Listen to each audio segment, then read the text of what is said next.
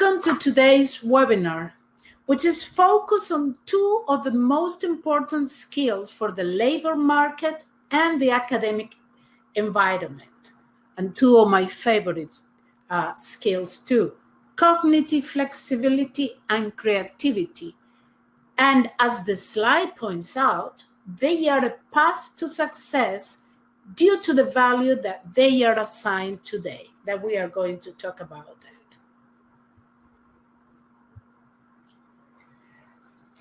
I always begin with a quote. In this case, Albert Einstein's quote illustrates what the lack of cognitive flexibility implies for our problem-solving processes. It points out the impossibility of getting different results when we always do the same. So why do we persist on doing the same thing over and over again? Isn't it illogical? And despite of that, we resist to get out of our comfort zone. Here you have today's agenda. I will present each skill from its conceptualization to how you can develop it. Okay? From the concept to the application. Let's begin discussing cognitive flexibility, a skill whose name makes us wonder what it refers to because it's not so widely known as others. As it happens with other cognitive skills, there are different ways of conceiving it, and therefore, I'm going to present more than one concept so we can look for similarities between them. This is the first concept to reflect upon. I want you to pay attention to the words in black and reflect upon what they imply, okay? Just pay attention to them, keep it in your mind, because now we have, Adrian says that change is uncertain and unfamiliar, and that can be uncomfortable and scary. Yeah, and that can be so scary that we can't just freeze, okay? Welcome Martha, Janet, Melissa, Maria, and Lisa, okay? Or Liza. Here you have a second concept, okay? Now I want you to do the same when reading this second concept and also expand your reflection to connect the two concepts presented so far. So remember the words and in black, and then we are going to try to put those things together. And this is the last concept about cognitive flexibility. Here there are also some words in black that you may want to link to the ones presented previously. So what is cognitive flexibility? Okay, let's see what we can infer from the three concepts and all those words in black. When you connect the highlighted words of the three concepts, it is possible to establish what they have in common and infer from that information what cognitive flexibility actually is. First of all, the fact that cognitive flexibility is considered to be a skill. And that's great news for all of us because it means that it can be learned. As we will see, it happens to be a complex skill, but since it is an ability, it can be developed providing we understand its nature, reflect upon what it is, and means, and practice it. So if we fulfill those conditions, we can learn this skill. Welcome, Nia. So such an important skill can be part of our toolkit to work and study, and that's great news. Second, cognitive flexibility relies on being able to change thinking in order to respond to a different context. Therefore, we have to be conscious that a new environment cannot always be faced doing the same things. That repeating action without adapting them to the new conditions we are presented with is, as Einstein said, insanity. Third, adaptation to new environmental conditions implies realizing the nature of those conditions, then doing the actions that were designed for facing a different set of conditions, designing new actions, and implementing those new actions to address the new challenge successfully. So we begin with an old thing, with an old course of action that we have learned, but we have to adapt it to a new environment, and that implies that we have to adjust those actions and even create new ones in order to be successful dealing with a new situation. Consequently, cognitive flexibility allows us to behave effectively in contexts that differ from the ones we are used to. And the last, but not final, inference is that cognitive flexibility deals with complex behaviors rather than with discrete ones, and that feature derives from the fact that we have to work with sets of conditions which are new, and therefore our response has to reflect the nature and relationship of them. It's not a matter of one new thing, but of more than one. It's a complex thing. So we can say that cognitive flexibility is the ability to change our thinking and behavior in order to respond to the new demands of the context we are dealing with. That's a good concept. Welko, Cancijarna, and Paul. Now, employers have included cognitive flexibility into the 10 skills you need to be successful in the labor market, according to the list created by the World Economic Forum.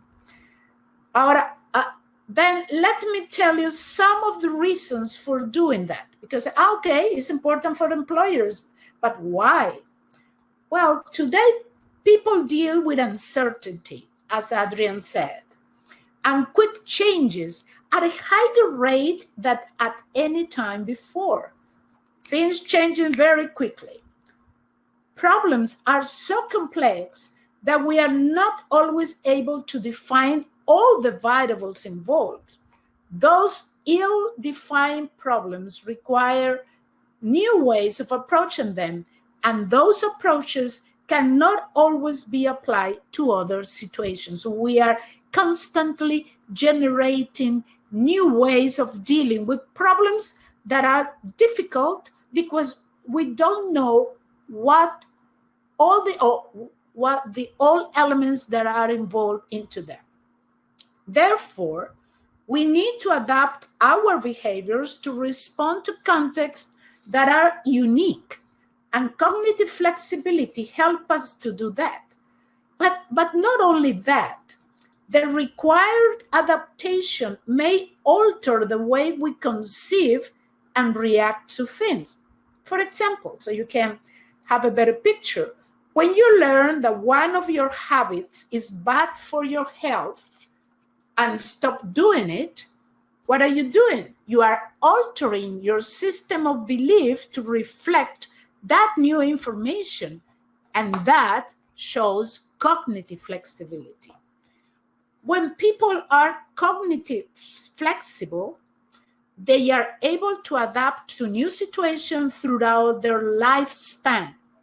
Such adaptation makes them successful not only in their careers, but mostly in their daily life. They are the people who we refer to as those that are always positive.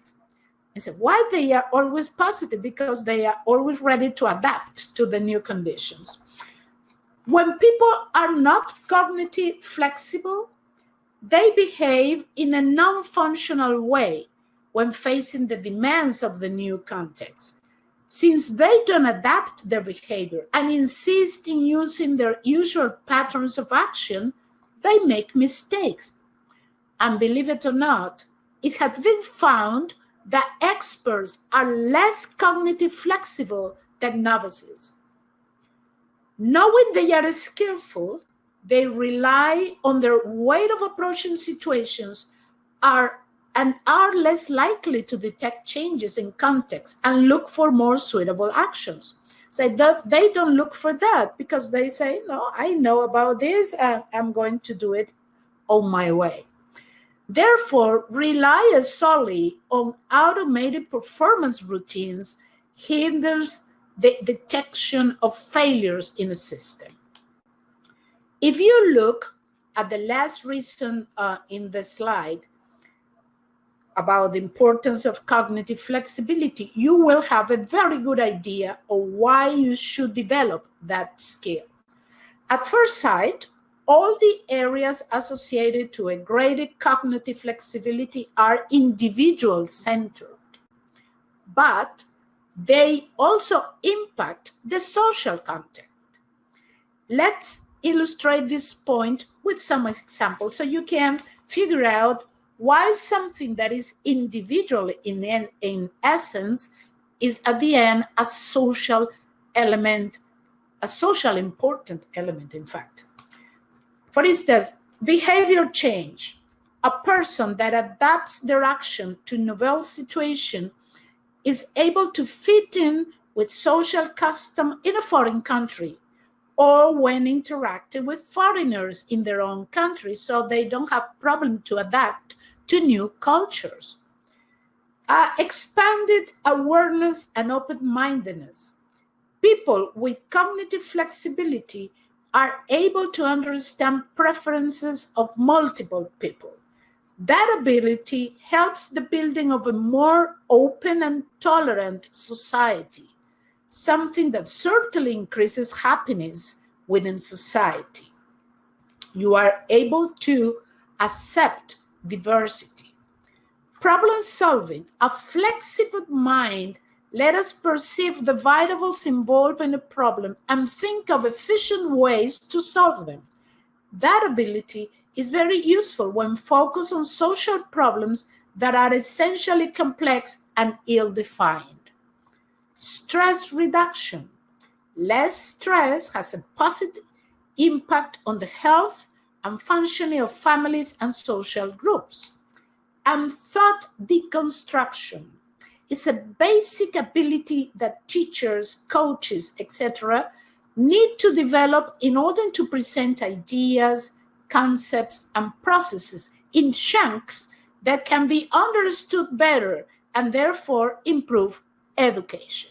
If you are familiar with virtual learning, and you know that in virtual learning, information is presented in chunks in order to impact retention and comprehension. But to do that, you have to create those chunks of information. You have to be cognitive flexible in order to deconstruct, dissect complex things into simpler things.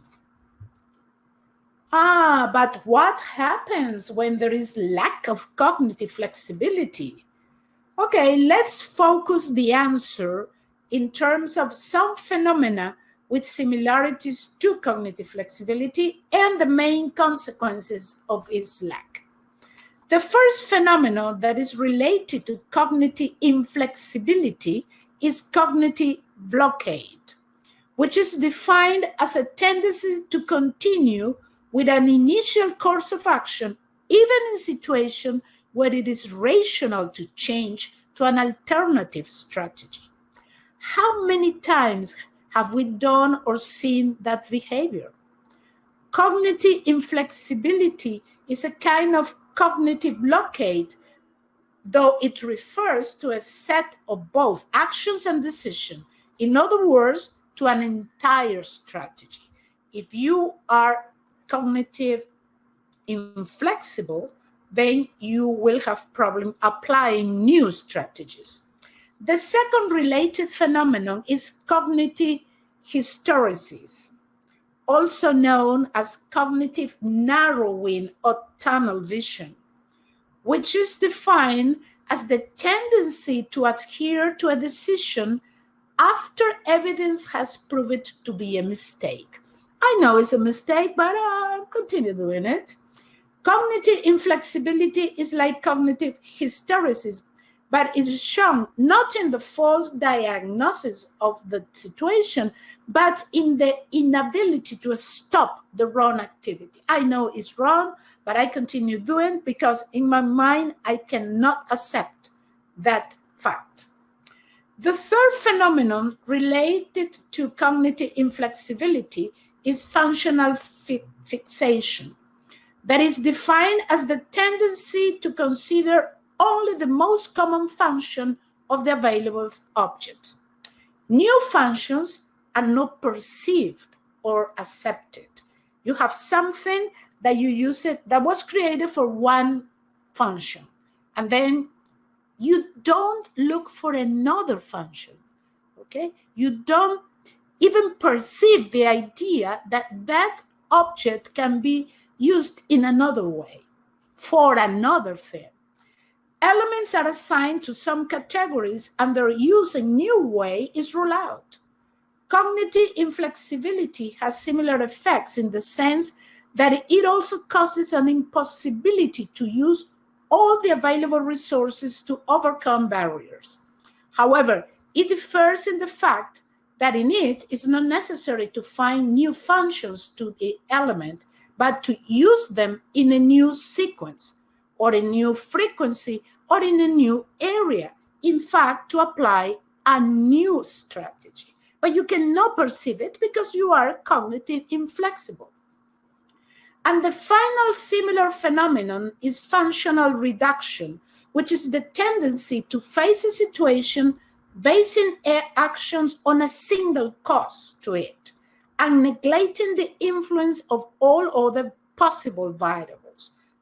So, the causes of a problem are reduced to a single one, and behavior is not adapted to address the environmental conditions that characterize that problematic situation. Something that is common when graduate students propose research problems, and they say, this problem is caused by this. And we, as supervisors, say, open your mind to different possibility. Is this one because this what I think it is? Cognitive inflexibility. So these four phenomena show the same observable behavioral effect that cognitive inflexibility. Although their explanations are different, they all propose the existence of a failure in the evaluation of the situation, and that leads to a failure in the execution. If you evaluate the situation wrongly, you are going to act wrongly when you try to solve that. Therefore, the consequences diminish people's performance, something that in the current and future academic and labor environment implies troubles for both individuals and communities. So, individuals and society are affected by cognitive flexibility in a possible way. That is why you need to develop these skills. You are not going to be in those cases. Okay, let's have a more centered view of cognitive flexibility, relying on its elements and cognitive process associated. Let's wait because an ambulance is probably getting somebody with COVID-19. Okay, so let's think of these elements of cognitive flexibility. Knowledge representation. In other words, how we reorganize knowledge to adapt to new situations. For example, when you face a task that you have learned to do in a different scenario, and evaluate that knowledge in order to define what is different now and how you have to use it in the new scenario. That's knowledge representation. Or when you face a task that has different subtasks and you disengage your attention from one subtask to another in order to have a more comprehensive view of the task, instead of focusing on doing each task without knowing anything about the next one. In other words, you have a task, it has different subcomponents, and then you say, okay, let me check the first one. Now let's see the second one. Okay, it's a little different. And then the third one, but this one connects to this. Instead of doing it in just, I check this first subtask and I do it. And when I finish, I'm going to have a look at the next one, okay? The second component is transition stream of thoughts and action. In other words, shift thoughts between multiple concepts. For example, someone is talking about football, and then another one introduces literature in the conversation. Then the ability to change from one concept to the other smoothly is an element of cognitive flexibility. Okay, you are talking about football and then you change to talk about literature without any problem for you. Another component is updating belief and cognition. Updating cognitive function to adapt behavior to new information or stimuli. For example, accepting a new view of a traditional value is an indicator of cognitive flexibility. What's a value and it has been accepted in this way, but society is changing, and then that value changes a little too, and you accepted a new value. Multifaceted observation, considering multiple elements of observation simultaneously. For instance, when you are able to consider not only the shape of an object, but also its color, texture, density, cost, etc. So you don't focus on just one thing, you focus on many characteristics of the situation or of an object. Deconstructing thoughts, I already mentioned this one, is breaking down complex ideas or problems into smaller chunks so as to approach it in a more illustrative and understandable way. For example, when a student asks a question about a complex concept and the teacher deconstructs it in smaller parts to make the whole process simpler. An expanded awareness, being consciously aware of all the possible choices and alternatives in a specific scenario. For example, when you are aware of all the possible combination of cards that can beat yours in a poker game. Okay? So, as you can see, cognitive flexibility is a complex skill that can be very, very helpful. Okay? After devoting time to know the basics of cognitive flexibility so you can know what you are dealing with, we are ready to know ways to improve it, because we said that it is an ability, it's a skill, so we can learn it and be able to recognize new contexts, know their demands, and transfer knowledge and attitude to them. Let's talk about how to implement each of these ways in the slide, which are by no means exhaustive or complete, okay? They are basically a good start set to include in your toolkit. Okay. Let's see, alter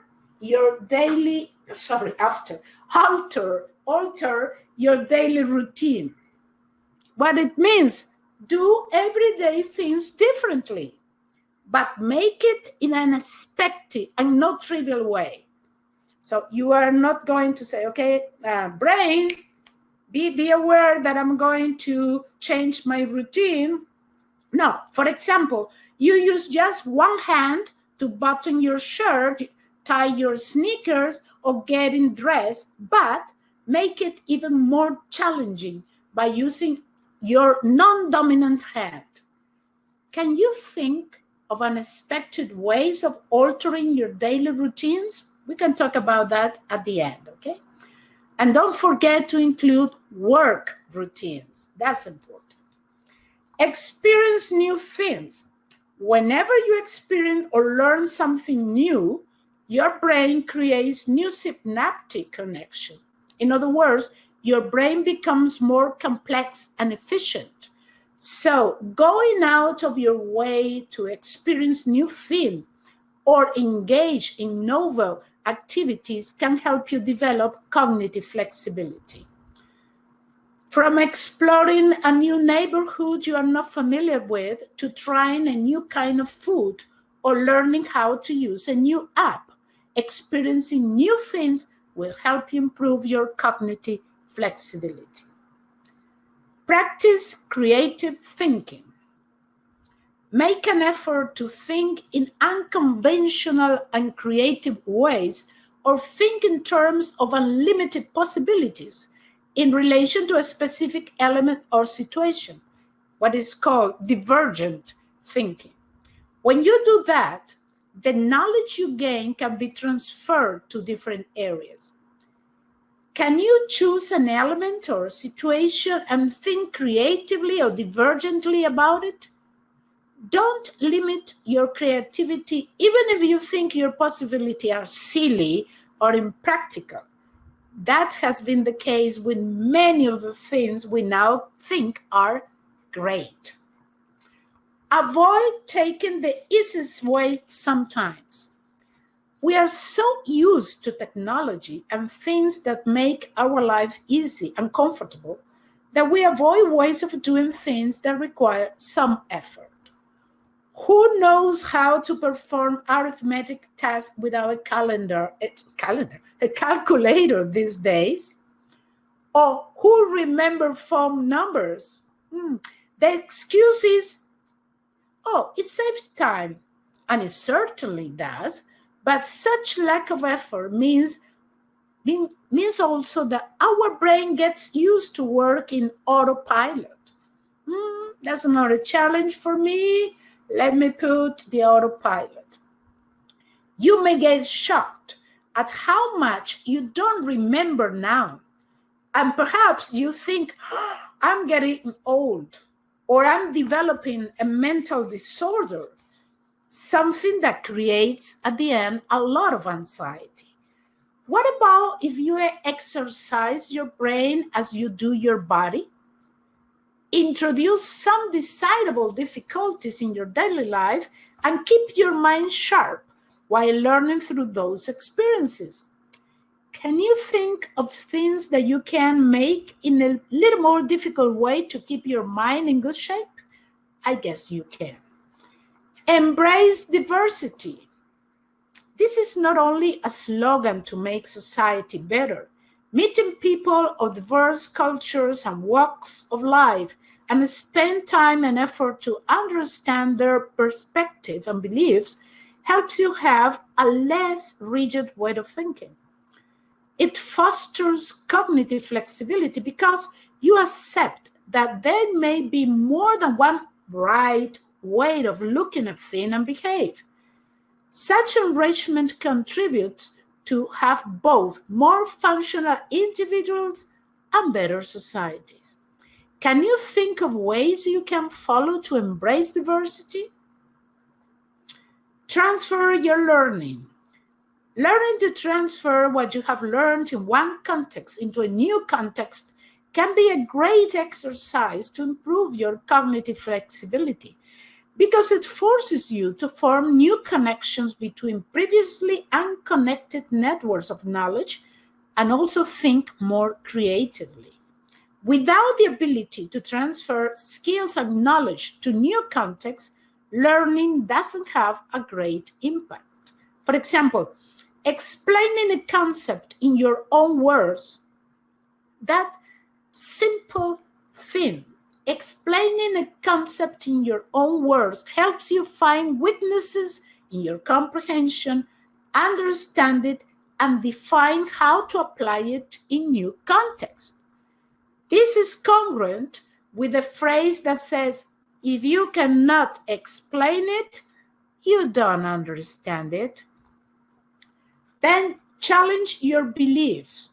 As I said before, being cognitive flexible implies to embrace diversity, and it also implies to be able to test our set of beliefs, values, and expectations to understand why other people think the way they do.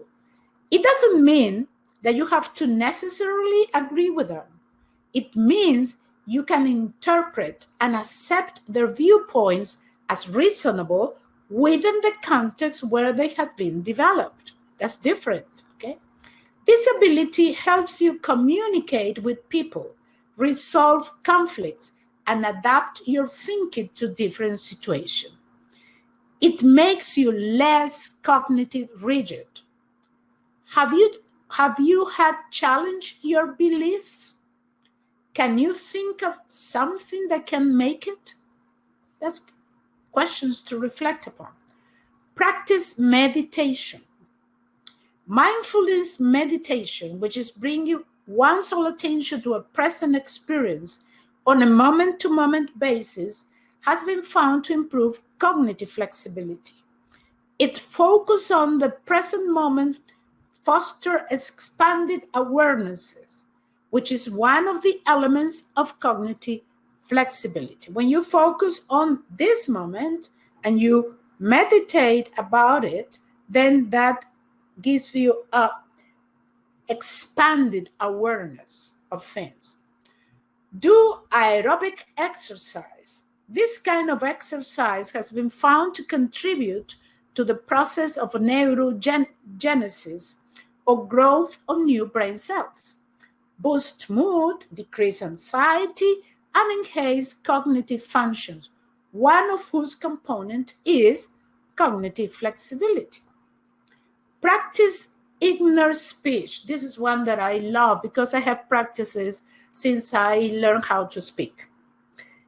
Inner speech is the silent expression of conscious thought to oneself in coherent linguistic form. It's used language form to talk to ourselves. In other words, it's applying linguistic knowledge in a different context, your inner self. That may increase top-down control during shifting of thought, and that is part of the cognitive processes of cognitive flexibility. So, there are some ways of improving cognitive flexibility, and they are not too difficult, as I have pointed out, simple examples that you can do every day in order to improve your cognitive flexibility. There are many more, but all of them are based on practicing shifting knowledge, attention, and actions to face new context. Okay, now let's talk about the second skill that is part of our agenda today. And this is a skill that has fascinated people for centuries and that is considered an essential ability to perform at current and future academic and labor contexts, but whose nature is so elusive that there is not agreement on a concise and practical concept of it. That skill is creativity. But what are we talking about when we use the term creativity? Well, we need to know that before attempting to develop or improve it, because if we don't know what we are going to get, what is our objective, how can we develop it? The problem is that a concept stated in a concise way doesn't seem to reflect what is behind this term. Thinking of what has been called creative, from the weight of a child plays, a chef produces a new recipe, to high accomplishment in art, science, philosophy, and technology. And not only that, in fact, any type of activity or product, despite its nature, has been considered creative. So, can a definition like the one you find in Wikipedia, quotation marks, the use of the imagination or original idea, especially in the production of an artistic work, close quotation mark, or the one included in the Oxford Dictionary, open quotation marks, the use of imagination or original ideas to create something, inventiveness, close quotation marks. Do you think that that kind of concept, of definition, really gives us an accurate picture of what creativity is? We are not sure, and our big concern is that in fact there is not agreement on what creativity is.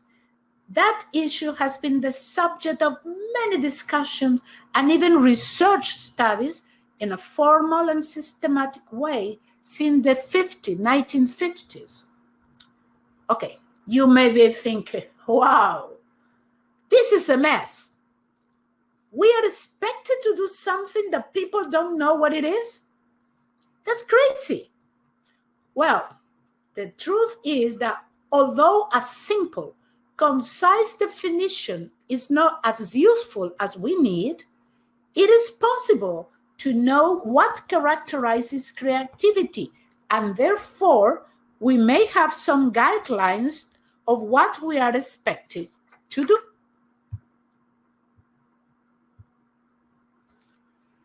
Let's begin our discovering journey of what creativity is by focusing on two approaches used to conceive it. The one on the left is very pragmatic. It's a very pragmatic approach, since it establishes a distinction between the high accomplishment for society and the accomplishment for individuals. It proposes two different levels of impact for creativity. Exceptional creativity, which refers to the disruptive and original ideas that are significant for the whole society and that are worth of fame and praise. Everyday creativity, which refers to activities and products that people do in daily life and that implies some degree of originality. Both types of creativity include intelligence, intense interest, knowledge, original ideas, creative instinct, nonconformity, courage, and persistence. All of them. Look at this complex thing. However, the degree of these elements in everyday creativity is lesser than those significant for the individuals and their context. Our everyday creativity perhaps don't have all those elements together at the same time. They have some of that, but they are significant for us. You can see how people are doing masks to prevent COVID infection with very different things. That is everyday creativity. So in this approach, creativity is conceived according to its degree of impact, which is a sensible way of viewing it because it doesn't limit creativity to the big ideas and products. It acknowledges the creativity of common people. The approach presented on the right expands the conception of creativity and proposes a more detailed model. The author view creativity in 4 different ways and levels. Little c is creativity in everyday problem solving. What is called everyday creativity in the other approach. For example, when you find a way of cooking using what you have and not what the recipe asks for. Mini C is creativity associated with learning. Is what humans do when they process information through a filter of personal experience and produce something that they have not done before in a deliberate and meaningful way. For example, when you write a short story or create a new item from scratch elements to decorate a room. Pro C is professional creativity that becomes a source of income and sometimes prestige. For example, when you create innovative products for a specific market, or your ideas earn you a promotion at your workplace. And then we have Big C, is the one that produces something that is completely new for the human race or makes a lasting impression in it. It is what a genius does. To society, Big C is the most important type of creativity because it implies disruption that change its structure or functioning. But it occurs very rarely, and therefore the other 3 types of creativity are the real basis of new ideas in our world. So, knowing approaches to conceive creativity is not enough to understand it. We have something important that is how we can approach to the creativity concept. But that's not enough. We also need to have a look at the different fields in which creativity is expressed. Here you have. Anna Jordanus expanded the studies done about machine creativity to include the elements people mention when writing about it in scientific text and compared a corpus of text with another that had nothing to do with creativity. The result is what you see in the slide. 14 components of creativity. Of course, the fact that she worked with scientific texts, which are written by scholarly trained people, limits her results, and they need to be compared with texts written by non-academic trained people. However, they are useful for us because we are used to academic writing. If we look at the factors involved in creativity, we can identify cognitive, attitudinal, and social factors. For example, general intellectual ability is a cognitive factor that has been associated to creativity for a long time. However, the relationship has been proved highly correlated at low IQ levels, but not at high IQ levels, which means that individuals in the lower half of the IQ distribution don't have the required cognitive capacity to create big things and therefore exhibit low creativity, and people in the upper half, on the other hand, have the required capacity, but may or may not develop the disposition to create. They have the capacity, but not all of them have the disposition to use that capacity. So this last fact takes us to the necessary congruence with attitudinal factors like intention and emotional involvement, independence and freedom, dealing with uncertainty, and active involvement and persistence. Social factors like social interaction, communication, and to a certain extent value also influence the creativity skill. So we have a skill that is influenced by different types of elements, of factors. This model includes other cognitive factors like thinking and evaluation, spontaneity, and subconscious processing, domain competence, variety, divergence and experimentation, originality and progression and development. Although all these factors have been associated to creativity, it doesn't mean that all of them must be present in each act of it, though more than one are necessary. But in the end, what is creativity? Well, as I said before, there isn't a concise and final definition of creativity. And I think that perhaps it's not necessary because from the content presented so far, we can infer a picture of what it is. Okay? We don't need a specific definition if we can think that we do know that creativity is an ability. Okay? All individuals with healthy brains have some degree of creative potential, but individuals vary in how much novelty they in fact produce. Not all of them will create disruptive things, but all of them will have certain level of creativity. At this position, to be creative, it is necessary to have the disposition of developing a process aimed at producing something novel. Without that tendency, the creation of new and innovative things is not possible. I know that I can do it, but I don't want to. A process.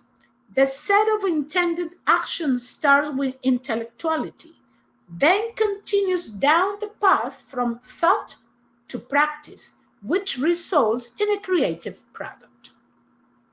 We also know that creativity is characterized by cognitive, attitudinal, and social elements like the ones presented in the slide.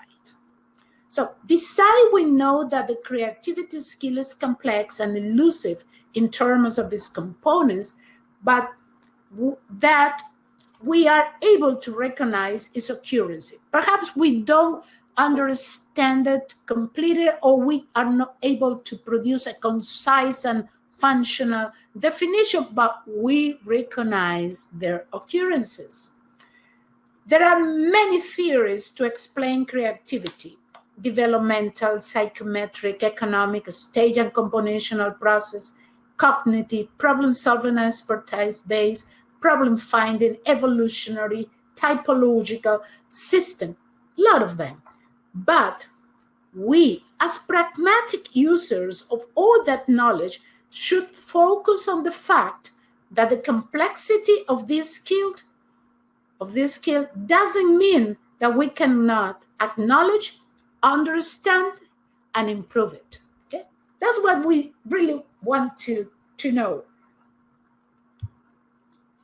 So, as the World Economic Forum's list of skills states, creativity is a very important skill to perform well in the labor market. And I should add, in the academic context. The main reason for that is the degree of uncertainty, variation, and novelty that characterizes our world. To face a changing environment that is full of ill-defined problems, the ability to think outside the box is not a plus, but a requirement. Creativity has been valued throughout ages, since mankind has faced many changes and has had to take advantage of them.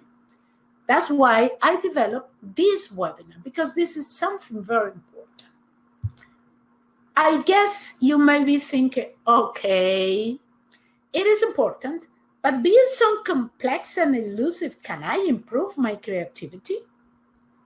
So the question, can anyone be creative, is certainly a very good point to discuss.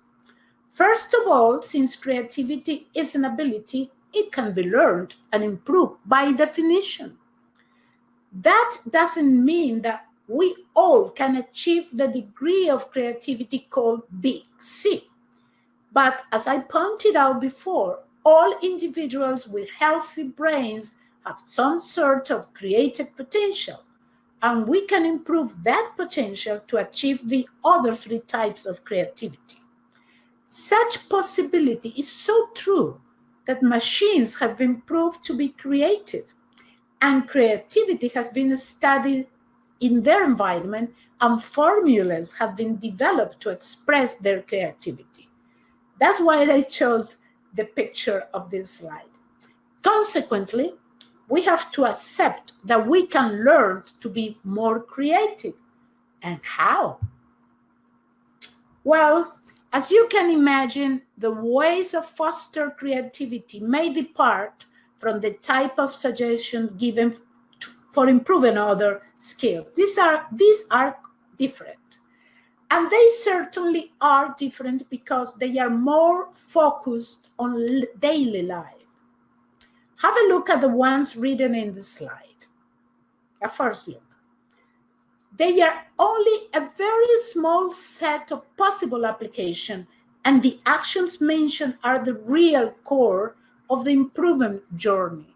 So when you say action, you say that you have to compose, design, create, generate, integrate, modify, rearrange, reconstruct, reorganize, revise, discover, reconceptualize. All of them are actions that takes you to improve your creativity. That list of action may function as the trigger for you to create ways of improving your own creativity. Look at each one of them and think of ways to do that differently. That will help you to be more creative. And don't be shy of experimenting and using your imagination. Try to be a child again. Well, there are too many to talk about each one of them, so I'm going to talk about some of the suggested applications. But I want you to use your imagination, and if you want, tell us how you would apply this suggestion and also propose new ones. For example, let's take brainstorm and set limits to produce something. You may say that it seems contradictory at first sight because we have talked about creativity as a skill that lets you ultimately expand your limits. Yes. However, what this suggested application refers to is that you may choose to produce something and then limit what the resources or time to do it. You create something and then you limit the resources or limit the time. That may you think of new ways to do that thing. Perhaps cooking bread without only 3 ingredients, or building a Lego house in 5 minutes, that kind of things. Another possible action or application is separate information gathering from creation. It's a consequence of studies whose results show that creation is more innovative when you gather all the needed information first and then devote all your attention to the creative process. In other words, no multitasking to be creative. Research studies have also shown that more novel ideas are produced when you think your work will be used by other people to do something else. When you think, okay, my creation can be useful, then you are more creative. And the last suggestion I want to talk about is do nothing at all. What do you say? Do nothing at all. Sometimes your mind just needs to unplug from processing big volumes of information. Processing too much information can make your mind reel and put a stop to your productivity as well as your creativity. Relaxing for a while before continuing a task can yield great dividends for your creative capacity. Now, what are your thoughts about how to be more creative? Okay. Annalyn says, do nothing at all. I love it. Me too. And today's main idea is intended to help you embrace the improvement of these two important skills. You can do it with simple daily life actions without putting too much stress on you. You don't have to say, okay, I have to think, investigate, and do things to improve my cognitive flexibility and creativity. Do it with daily life actions. Because what is important is that continuous baby steps is the key. Okay? And here you have the references that I used today. So, Erica says that she is very good at doing nothing. So, I'm here if you want to ask questions, ask for more explanation or whatever you want to do.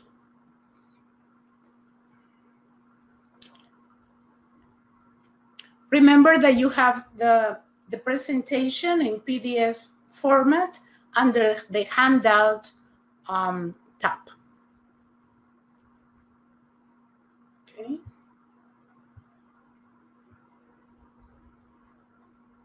I love this one. Can anyone be creative? Yes, they can.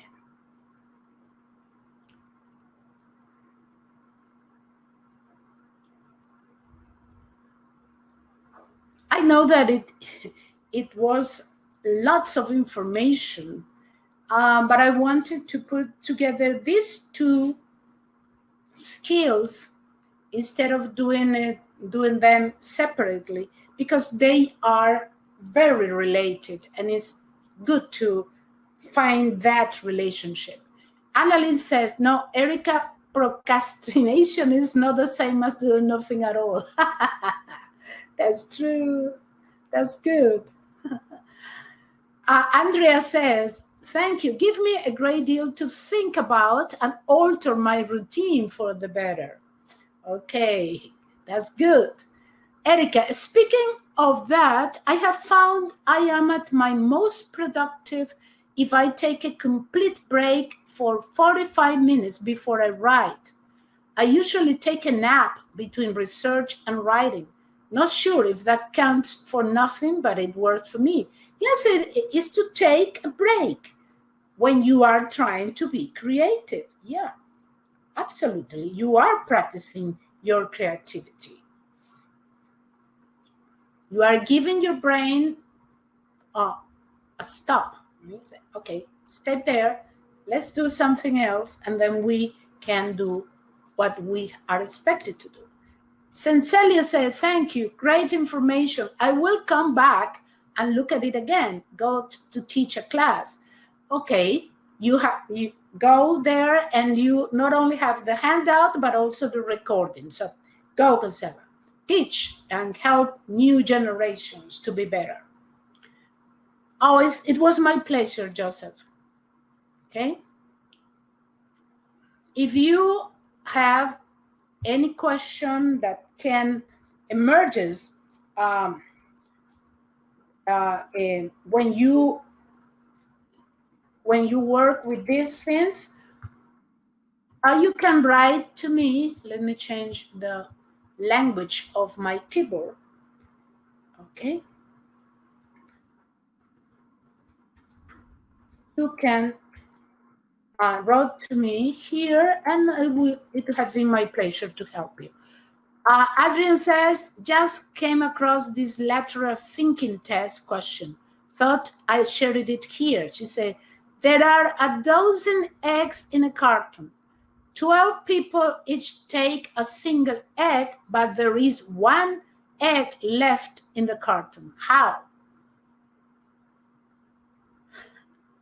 Baker's dozen says, yeah, it was, no, but she says that there are 12. Oh, yeah, a baker's dozen.